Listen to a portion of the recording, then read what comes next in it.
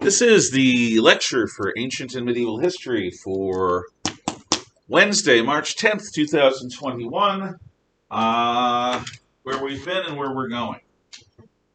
We have just talked about the first of four eras of Roman imperial history. By the way, this is for European history, it's just here. First era we covered in detail was the Principate, which is basically roughly the 1st century AD. Starts with Augustus's accession about 27 BC, and it ends with Nerva, I think in 96, if I'm not mistaken. Yeah. Or it ends with Domitian in 96. That is where the Roman Empire is established and spreads and begins to Romanize its population. And we've talked about some of the stories of the people therein. There are four eras of imperial history. The second, which we're going to begin talking about today, is the Pax Romana. Now, do any of you Addenlay, Udenstay want to make Mr. Williams smile and tell me what the words Pax and Romana mean? Yes. Roman peace. The Roman peace! That's right. From World War II until now, we have been in a variant of the Pax Americana. But we fought wars, yes, but on the small and medium scale. We have not fought anything like a full-scale general war since we defeated Germany and Japan in 1945. That's a huge deal. Fighting in places like Vietnam, Korea, Iraq, Afghanistan are tough. And we lose people and we kill people and we achieve some objectives. That's all true.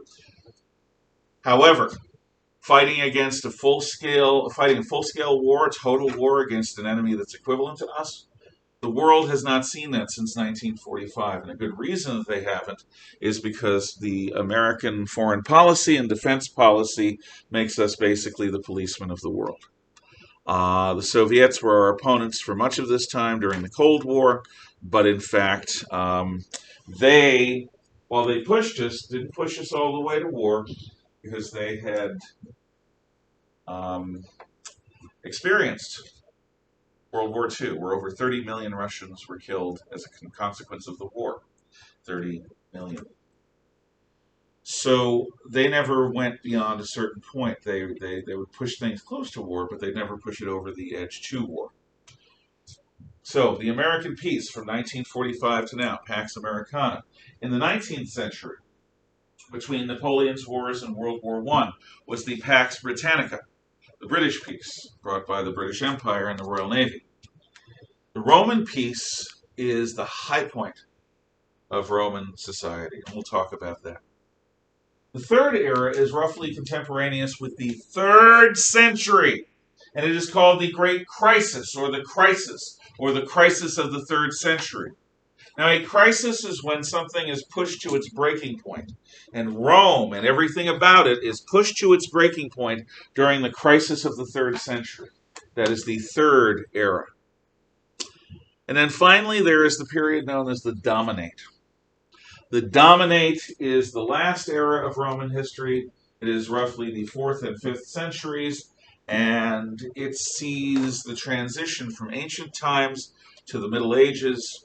It is also a much, much different Rome, a much, much different Roman army, and a much, much different Roman Empire. It bears very little resemblance to Caesar Augustus's time. It actually bears more resemblance to Soviet Russia in some respects. It is close to a totalitarian police state with the technology possible in those ancient times. So, let us look, now that we've glanced ahead at the other eras, and then Rome and the West falls, and the Middle Ages begin, and Unit 4 begins for us. Let us look at the Pax Romana. The great historian of the Roman world, Sir Edward Gibbon, who wrote around the time of the American Revolution, wrote his masterwork, The Decline and Fall of the Roman Empire. You okay? This year doing this, and it looked like you were in pain. I'm glad you're not in pain. I'm glad you're okay. If the cold is bothering you, you can move. Okay. Gibbon, in his Decline and Fall, begins his story at the height of Roman power during the Pax Romana. And in the late 1700s, around the time Washington is fighting the British, he writes, if you had to affix a time when the most people in the world were the most happy, in a time of relative peace and prosperity, you could not name a time more peaceful and more prosperous than the Pax Romana. In fact, by Gibbon's time, the world in some respects, Europe in some respects, had not recovered from the fall of Rome. European society by the late 1700s was approaching what the Romans had, but hadn't quite reached it yet. So in the 2nd century AD, the 100s AD, the Romans achieve a state of peace and prosperity that for the next 1600 years, Europe is trying to catch up to. Now, there are things Europe transcends Rome in during those years, but in terms of just peace and prosperity, in terms of being able to lead a civilian life without having your stuff ruined by an invading army, or your own army. People's own armies were as much of a danger to them as the enemy's armies sometimes, because your own army is filled with guys who want to rape, murder, steal, burn, and they need food. So the local civilian population, even if it's your own army, often suffers at the hands of troops. Well, this doesn't happen much in the time of the Pax Romana. It doesn't happen much after Gibbon's time. But Gibbon is right. This is a high point in human history. It is a golden age, although Roman historians often call it Silver Age. So, let's look at some of the characteristics. The dates are roughly a century, roughly from the year 96 to 192 Anno Domini. It is from the emperors Nerva to Commodus, and you're going to learn about all of these guys. So about 100 years. It is roughly contemporaneous with the 2nd century AD. Now, by this point, the fiction that Rome is still a republic is still kept, but it's not as important as it once was. After all, the empire had gone through Caligula and Nero, civil wars and new dynasties. The Romans still call themselves a republic. They still march under the banner Senatus Populisque Roma, Senate and People of Rome, but in fact, it's an empire, and they know it. So the leader of the Roman Empire, in a moment, instead of calling himself Princeps, calls himself Impeditory, and is called Impeditor. And Impeditor means he who commands, he who gives the orders. Impeditor, like the imperative tense. If I were to say to Miss Anderson, turn on the light, I am using imperative tense. You don't have to, because it's already on. I am using you as an example. Imperative tense is a command. In Latin, if I wanted you to go somewhere, I would say, I think, ite. Te is the imperative tense suffix in Latin. So I think ite would be go, go, go. And it's a command. Ite, go. So imperator is he who commands. Yes? My question was whether or not the title changed. Yeah, so the title did change. It's no longer Princeps, it's now Impeditor. Now, also, as shorthand, people still call the emperor Caesar. In fact, they're going to call the emperor Caesars all the way to the 20th century, when the emperor of Germany and Russia and Austria-Hungary are all called Kaiser or Tsar. Kaiser is German for Caesar. Tsar is Russian for Caesar.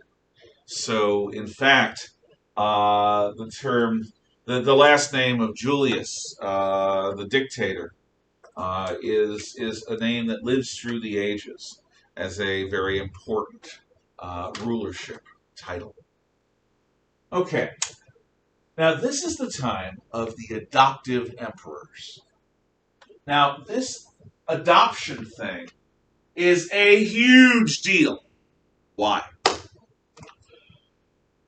If you've studied any of the history we've done, what you will see in the dynasties of Egypt or of Mesopotamia or of Persia or of some of the Greek kingdoms, Alexander's kingdoms, and whatever, is you start out strong with one or two, or if you're lucky, three powerful, strong, able monarchs. And they establish the dynasty and they set the tone. And then comes the mediocrities and the morons and the idiots. Well, Augustus establishes the empire. So does Julius Caesar, actually, in terms of setting a foundation. And Tiberius is okay, but compared to Augustus, he's a mediocrity. And then you end up with Caligula and Nero, with Claudius sandwiched in between them. Claudius at least has some good years. The fact is that when you trust heredity to give you the next ruler, you're taking a chance. And what is almost certainly going to happen is the son or the grandson or the great-grandson or the great-great-grandson of the ruler that establishes the dynasty is going to be such a disaster as a ruler that the dynasty will probably fall. This happens in China, it happens in India and its kingdoms, it happens in the Middle East, because heredity is not really up to the task. On the other hand, for different reasons, all of these emperors up to Marcus Aurelius is able to choose their successor. Adoption. Adoption is older than Rome. Remember, Romulus and Remus are briefly adopted by a she-wolf. Adoption is older than human civilization. One of the weird things about our time in America today, and for the last 30 years, is our adoption laws are profoundly messed up. I have a nephew who's adopted. I have other family members who are adopted. And back in the 1960s and 70s, when these adoptions took place, the adoptions were permanent. The birth mother or father or both give up the child. The adoption agency finds a new set of parents. There's no contact between the birth family and the adopted family, and the child grows up as the child of the adopted family. The adopted child has certainty that they will be with that family for their lives. Maybe when they're adults, they'll look into the birth family if they're curious. Maybe not, but it's not a requirement. But I can remember a case around 1990, 1991. You have a woman who is a drug addict and a criminal. And she has a child and abandons it on hospital steps 3 days after giving birth to it, and has nothing to do with that child for the next 7 or 8 years. The child is rescued by hospital workers, placed up for adoption, is adopted with a nice middle-class family, decent job, decent home, decent income. The kid has all the stability that you could possibly want. And then the narcissistic, selfish woman of a birth mother decides that she wants the baby back because the baby completes her.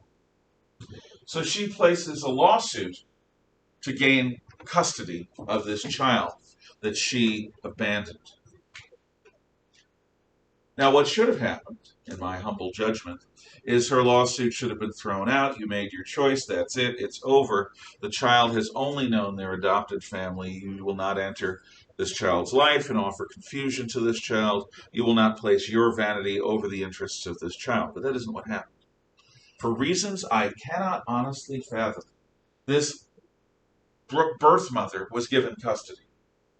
There was a 3-year period of trial, and then the birth mother was given custody.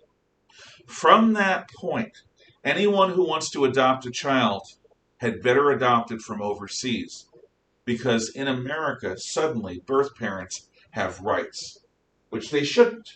Adoption, the way adoption always works throughout history in all civilizations, is it's a permanent choice. You give the child up, the adopted family is now that child's family forevermore. That's it, done.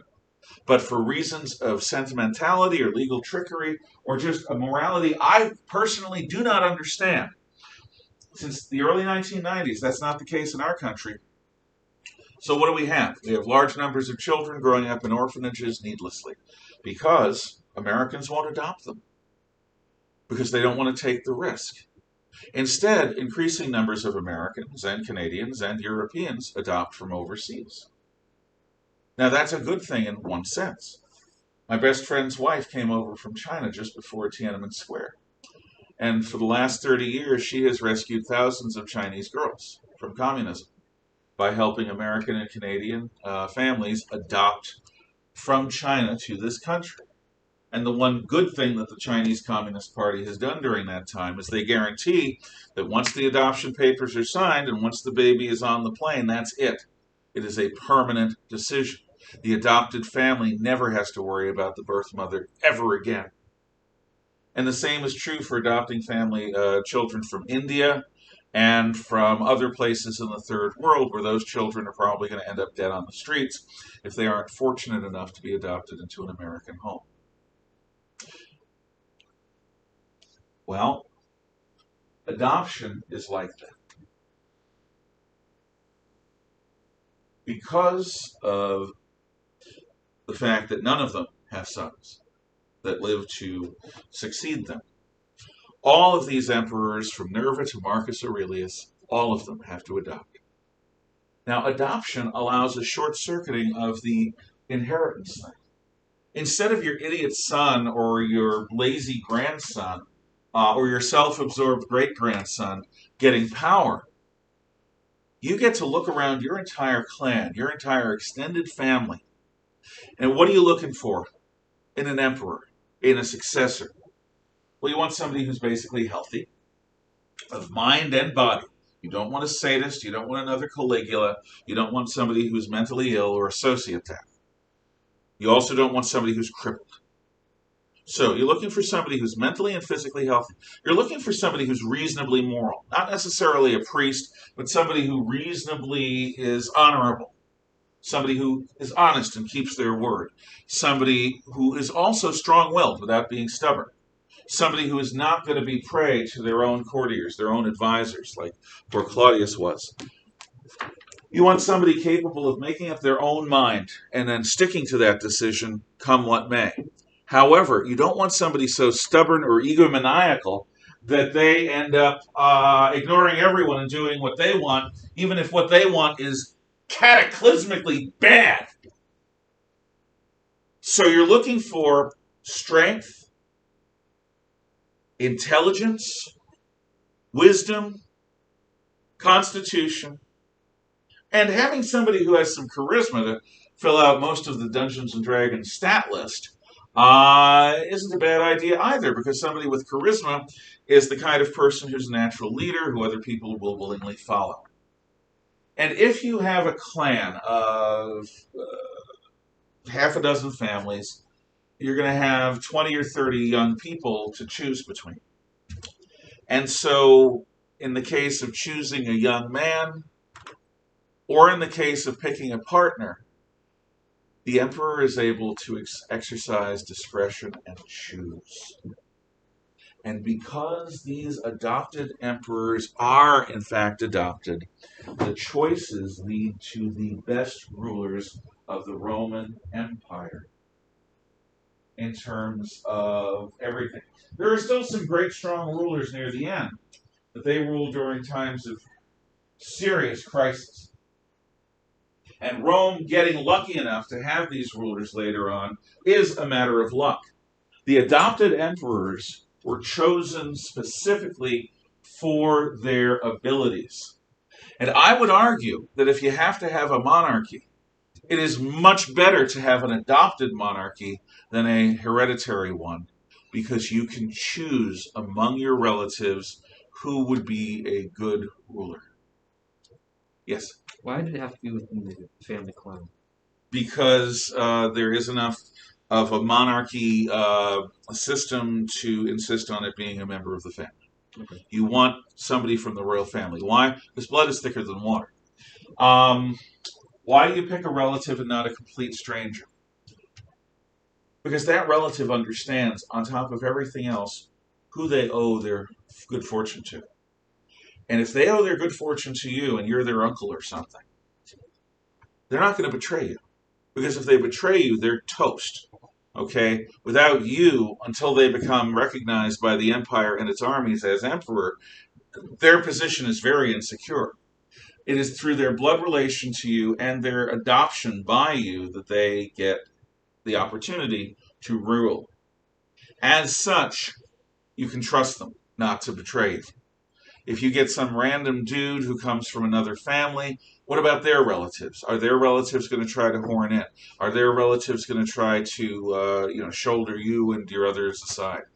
Family bonds negate most of that. Make sense? Yes. Okay. So, if there are no questions, comments, or thoughts, let's go into the personalities of some of these adopted emperors. Commodus, who's a disaster. Yes.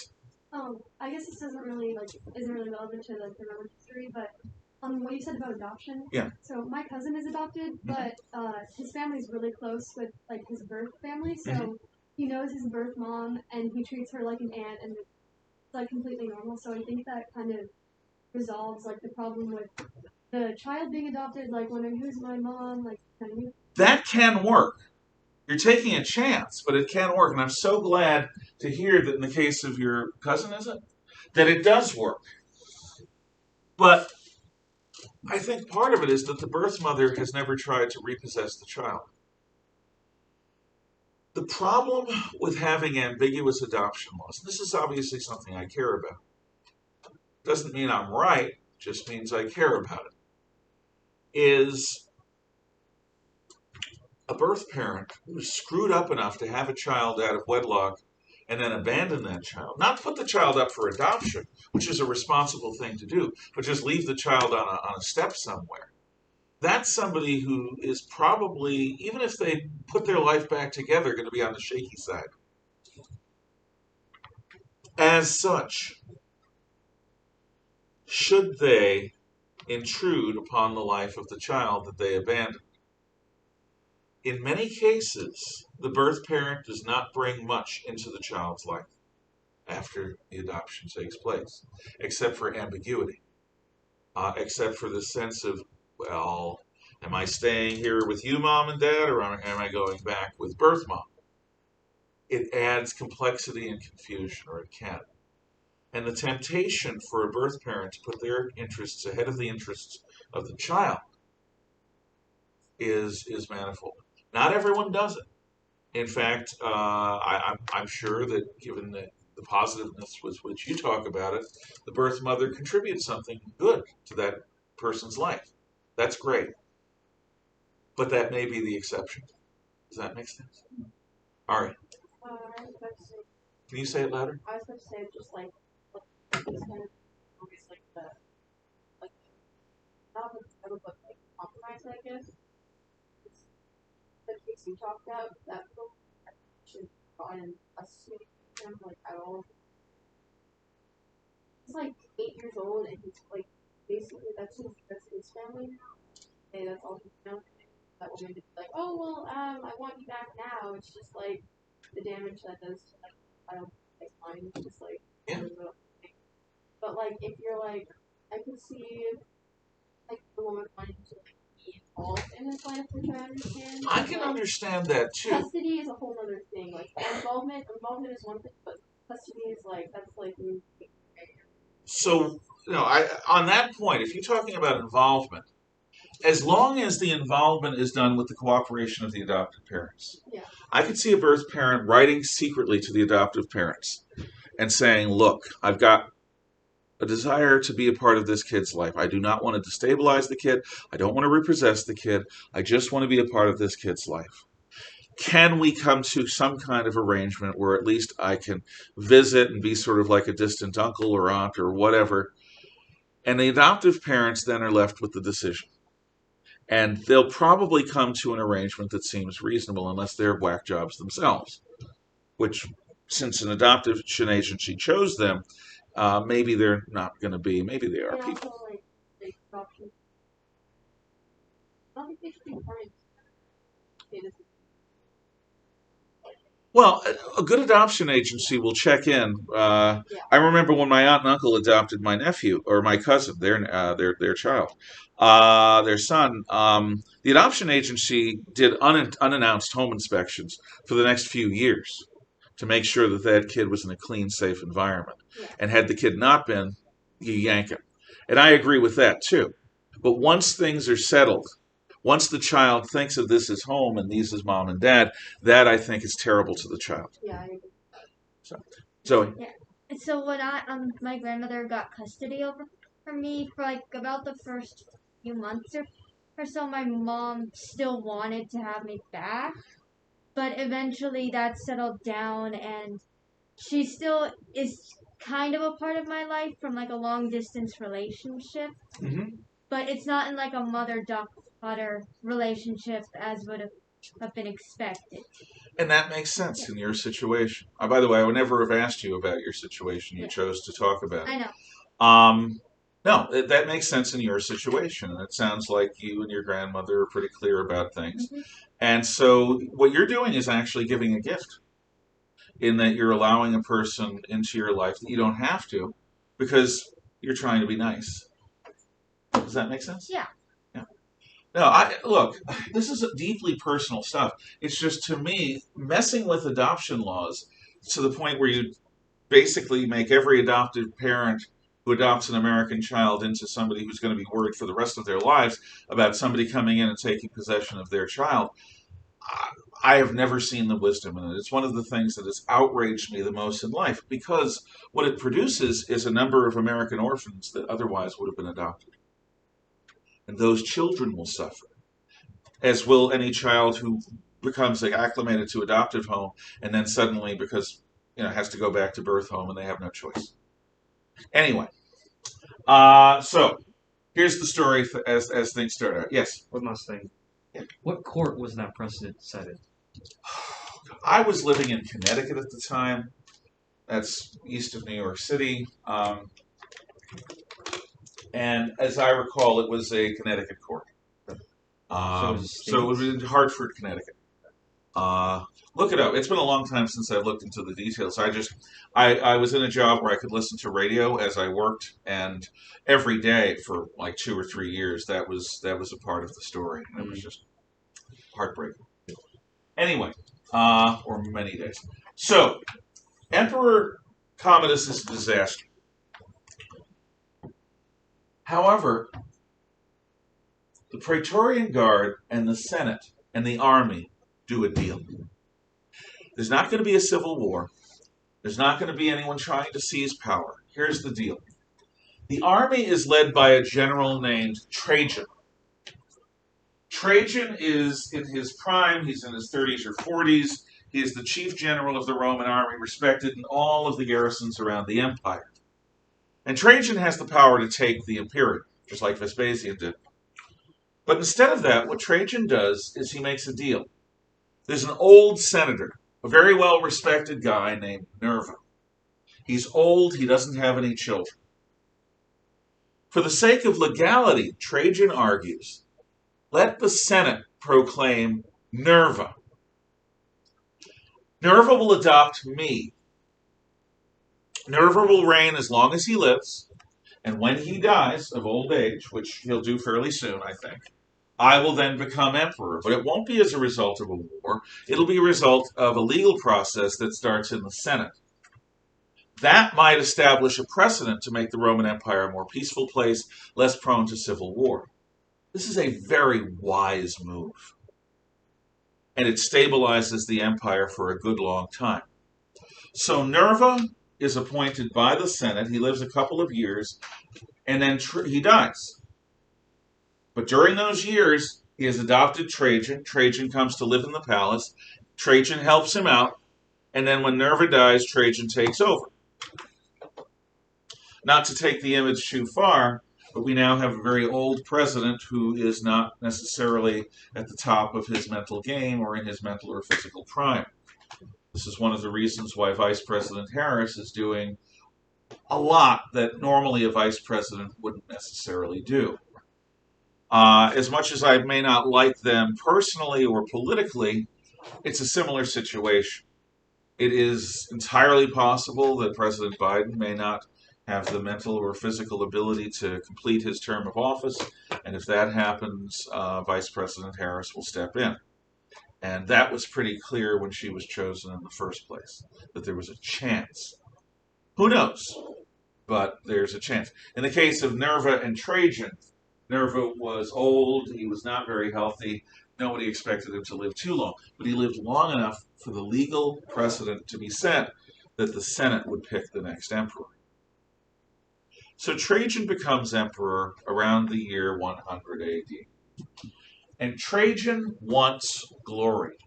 He's not stupid about it. He's a very smart guy. Trajan is also from a Spanish family. He's from a family in Iberia that went to Iberia during Gaius Marius' time. And during the entire Pax Romana, these adopted emperors all come from what we would call Spain, what they would call Iberia. There are two problem areas in the Roman world. One of them is along the Danube frontier. So let me draw the Danube frontier in blue, and I'll try to do it more accurately than I did last time. And I'm sorry, Peyton, you're not going to be able to see this too well, but if you want, you can look in your maps, because there are maps of this in your notepad. And, okay, so Danube, Danube, Danube. Where are you today? Danube, Danube. There you go. Okay. So there's the Danube River, right here. North of the Danube River is a group of tribes known as the Dacians. And the area here, including the Carpathian Mountains, is called Dacia. Their king is a guy named Decebalus. And Decebalus declares war on Rome and starts raiding into the Danube frontier of the Roman Empire. Decebalus does so in conjunction with Parthia, which is the land to the east of Rome, becoming more restive, more active, and more warlike. Boy, did they pick the wrong time to mess with Rome, because Rome's emperor is a first-class general. He's not an Alexander the Great or Napoleon, but he's sort of like, General Eisenhower or any General Patton. He's a good general. So, Trajan is going to deal with these problems, one after the other. The first thing Trajan does is he marches his armies across the Danube and Theiss rivers and north of the Danube into Dacia. And in just a couple of years, Trajan crushes Decebalus and the Dacian kingdom. Trajan is then going to incorporate what is now Transylvania, a part of Romania and previously a part of Hungary, into the Roman Empire. So Rome's borders are going to expand beyond the Danube. And what's the advantage there? Well, while Rome is strong, by having troops in Dacia, the Romans can send agents in all directions and basically make sure that no barbarian threat manifests north of the Danube. That if a barbarian threat does manifest, the Romans already have armies here ready to strike out in all directions. So while Rome is strong, it's a bastion of Roman power sticking deep into barbarian territory. Dacia becomes a part of the Roman Empire and remains a part of the Roman Empire for about a century and a quarter, certainly throughout the rest of the Pax Romana. Then Trajan marches east, and he deals with Parthia in a weird way. Most of the time, when the Romans fight the Parthians, the Romans just smack the Parthians around until the Parthians say, we're done, and we're not coming back for a while, and the Romans say, okay, don't. Because if you do, we'll smack you around again. In general terms, the Romans are stronger than the Parthians. Now, who are these Parthians? Well, remember the story of Marcus Licinius Crassus at the Battle of Tare, where he dies. This is where the Roman army marches into the desert, and the Parthians come upon them with horse archers, and the Romans try chasing horse archers in the desert wearing steel armor on foot. Think about that. So Crassus and his legions are destroyed, die. Well, the Parthians are still in charge of Mesopotamia and Iran, and they are still based at a capital called Ctesiphon, which is somewhat near Baghdad in Iraq today. Trajan's going to do something different than smack them around. Trajan's going to conquer and try to incorporate Mesopotamia into the Roman Empire. So let's look over here at the map on the wall. Here's a map of the Roman world, all shaded. Trajan has taken Dacia, which is this bulge here. Now, Trajan organizes Rome's military force, and it's the strongest military force since the civil wars that Rome gathers. And he marches into Mesopotamia towards what we call the Persian Gulf. He conquers Ctesiphon, he conquers Seleucia, he conquers everything west of the Zagros Mountains and north of the Arabian Desert, and he incorporates it into the Roman Empire. Roman soldiers go swimming in the Persian Gulf. This is the widest extent of Roman territory. Rome occupies the heart of the Middle East. However, in Mesopotamia, Trajan dies of old age. Trajan's successor is a curly-haired, bearded guy named Hadrian. Now, I think in your notes there are pictures of these fellows, so you can get a sense of what they look like. Let's see. So on the first page of pictures, on the lower right, you'll see Trajan. He sort of has, well, a provocative look on his face. Along with him, you see Claudius and Caligula, the old Roman senator, and Augustus. So Trajan still looks like a classical Roman of the Principate era. He's got a shave and a bowl cut. Now, if you flip it, we're not yet to Hadrian. Or actually, we go beyond. But Hadrian sort of looks like that curly-haired guy behind Stan. A little bit shorter beard, a little bit less of an afro. And Hadrian, Bless you. thank you, immediately says, we're pulling out of Mesopotamia. It is way too much new territory for us to absorb. Hadrian returns the Roman border to Syria and its border with Iraq. Hadrian makes clear that if the Parthians mess with Rome, he'll deal with them, and the Parthians are as quiet can be. They just get their capital back, and they got it back because not by fighting, but because the Romans let them. Hadrian actually establishes a series of walls. He is going to stabilize the borders of the empire. So in Britain, the Romans have reached close to the current border between England and Scotland. And so what is built is a wall across Britain called Hadrian's Wall. It's still there in places. Hadrian's Wall is designed to protect Roman Britain, which is in the southern part of the island, from the Picts, the wild barbarians of the north of what is now Scotland, but they're not Scots. Hadrian's Wall isn't something the Romans are going to hunker down behind. Hadrian's Wall is their forward base of operations, and they'll send out raiding parties and spies into the land of the Picts to make sure that any trouble that happens on their soil. All over the empire, Hadrian stabilizes the borders. He makes sure that there are enough troops to protect them. He makes sure that there are no opportunities for the barbarians to come in.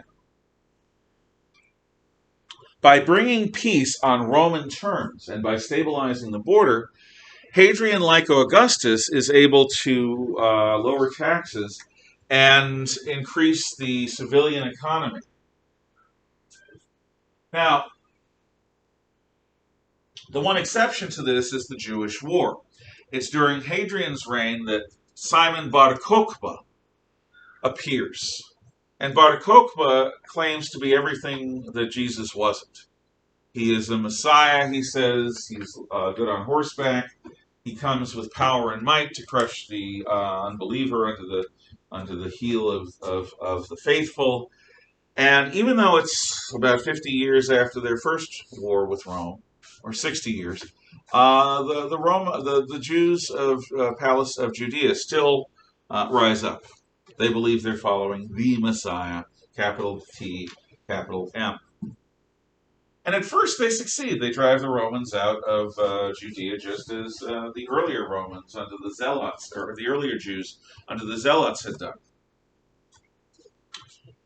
Hadrian organizes the forces and systematically marches back in. And whatever new settlement was set up in Jerusalem after the last Roman destruction, Hadrian is going to kick the Jews out of Judea. This is the beginning of the Great Diaspora, the dispersion of the Jews into other countries. Any Jew caught within 50 miles of what had been called Jerusalem, what Hadrian now calls Aelia Capitolina, the capital, the hilltop city of the Aeli, and Hadrian is an Aeli. Anyone who's Jewish caught within 50-mile radius of Aelia Capitolina is going to be tortured, their family is going to be found, they're going to suffer. So the Jews are cast out into the world as strangers in a strange land. And they're going to remain minorities in other countries for 1,814 years until the establishment of the State of Israel in 1947-48. So Hadrian is a big deal in terms of Jewish history. Hadrian spends his time traveling the empire in peace. Now, do you know how some of our quarters have state symbols on them? Like the quarter, if it's on the front has the eagle, but on the front has the presidential face. On the back has maybe Georgia peaches or a lighthouse or something like that. There are different state quarters. That idea was stolen from Hadrian. Hadrian orders new Roman coins that have his face on the front, because he's the emperor, and that has different provincial symbols on the back. And to numismatists, who are coin collectors, Hadrian's reign is a godsend, because instead of having a single class of Roman denarius, or aurelius, which is a silver piece or aureus, or a gold piece, the aureus is gold, the denarius is silver. The aureus is gold, the denarius is silver. Sorry about the mush mouth.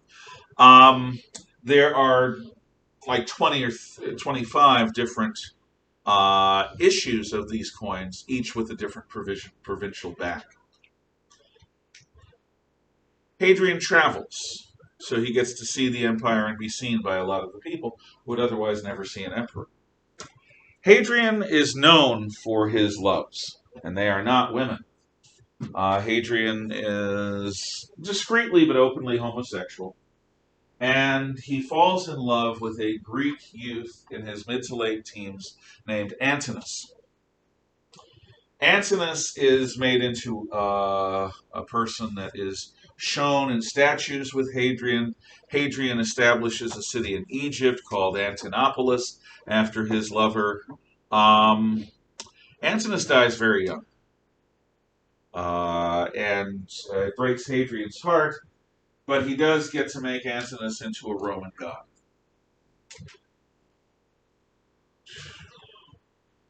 Hadrian also makes sure that even though he's not going to father children, he's going to have successors. So he adopts. And he adopts one guy, and he adopts for that guy 2 other guys. The man that Hadrian adopts as his son is named Antoninus Pius. Antoninus Pius, the word Pius means faithful to his father, or pious.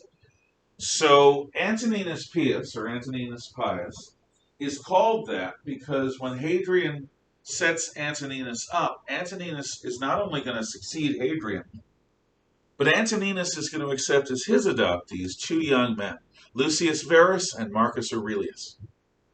Because Hadrian sees in these very young men, men in their mid to late teens, great potential. So Hadrian sets up his successor, Antoninus, and his successors as Lucius Verus, who's the guy in that statue, and Marcus Aurelius. And then Hadrian dies. Antoninus is called Pius because when Hadrian dies, he doesn't go back on his word.